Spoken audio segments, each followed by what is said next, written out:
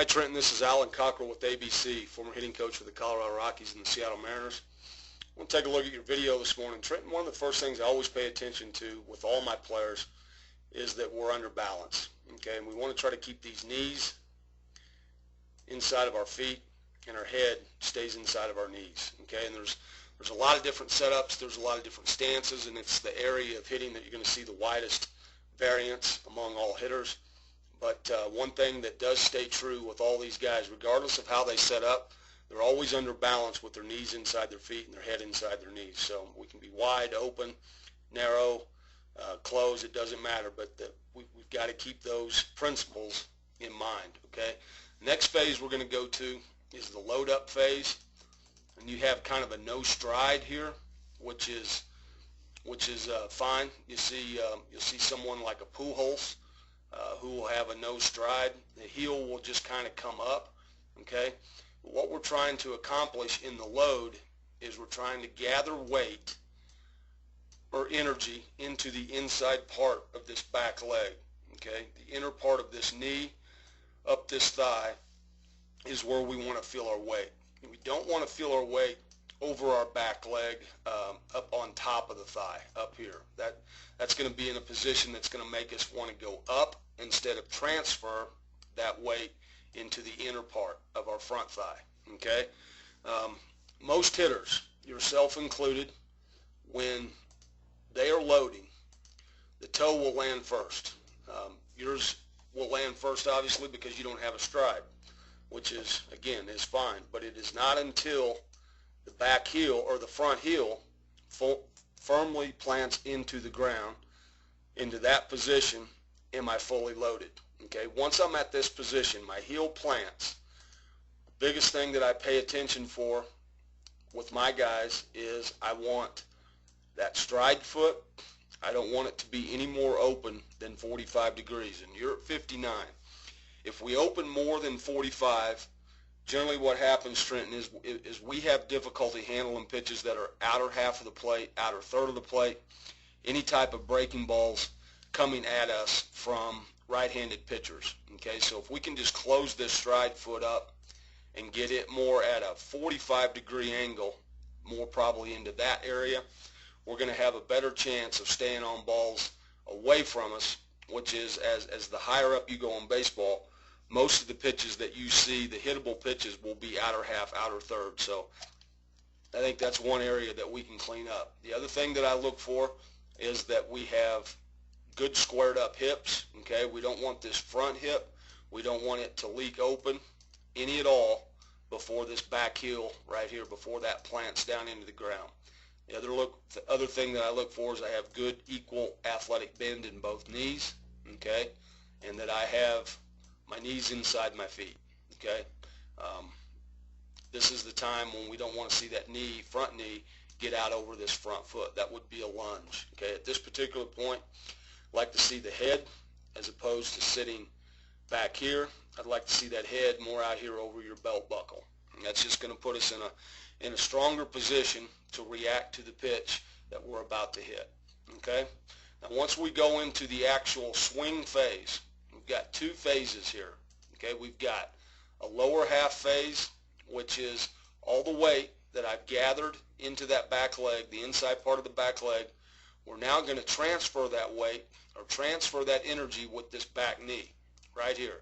That's my first move. I'm driving that back knee into the inner part of my stride thigh. I want to drive it into that, and as I drive into that, then I've got my first move with my hands. The first move is that the elbow will drop. Your elbow was right here. Okay, you're there. Now that elbow will drop into the slot right off the rib cage in the back hip. You've probably heard that term, drop your elbow into the slot. That's the first move that we're going to make with our hands. Okay, now as we run this forward, we're going to get to what I call a connected position. The connected position is back shoulder, back elbow, and back hip are all in an alignment. You're pretty good right there.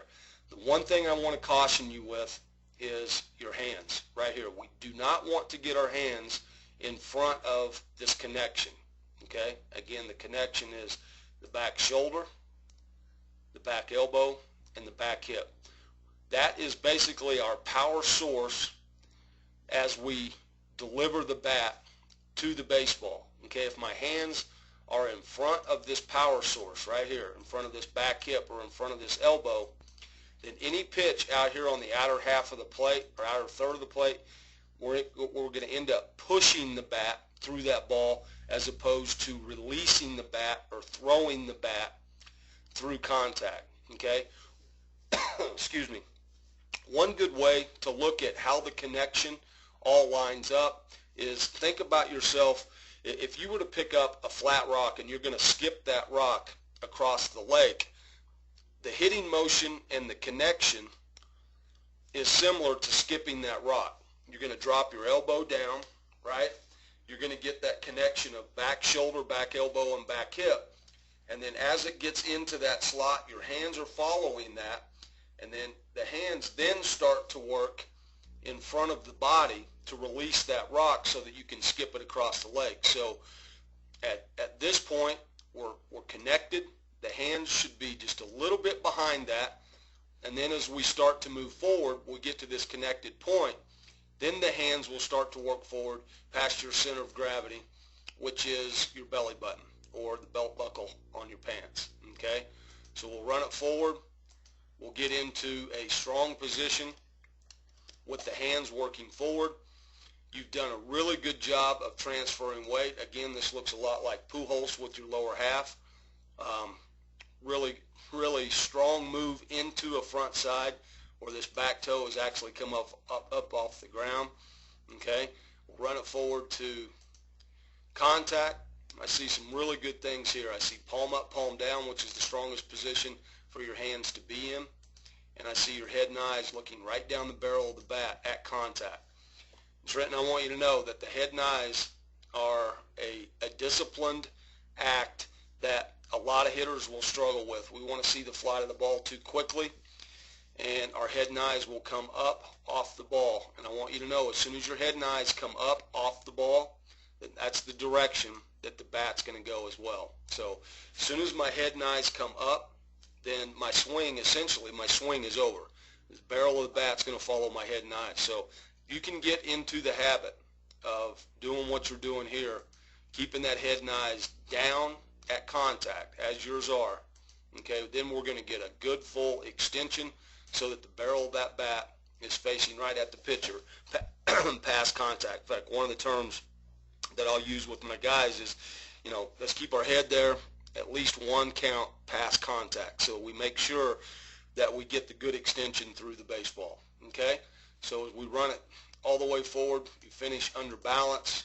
Very nice. Okay, the one suggestion that I'm going to make with you as we go forward is we're going to do some one-handed drills. Okay, and we're going to go to the top hand drill. I'm going to put a tee out here on the outer third of the plate, just about even with, maybe just inside my front stride foot.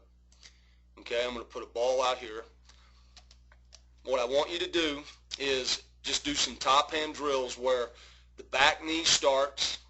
It's starting to drive into the front leg, the inside part of the front leg. And then I want you to drop your elbow down into the slot. Make sure that your shoulder, your elbow, and your back hip are in alignment. Now from this point, just think about skipping the rock. I'm going to drop it down, and now I'm going to skip the rock. But you will feel bat speed, and all your bat speed will be going forward through the baseball. And you'll have good direction and maximize your power because of that connection with this back elbow, this back shoulder, and this back hip. At that point, now the hands can work in front. They'll start to get past the center of gravity, and you'll release your barrel through the ball. And that's the maximum bat speed that we can get.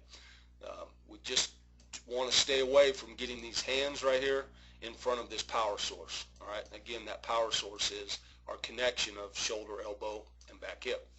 All right, bub. I think this drill will help you. I want to wish you luck, and thanks for coming to our camp.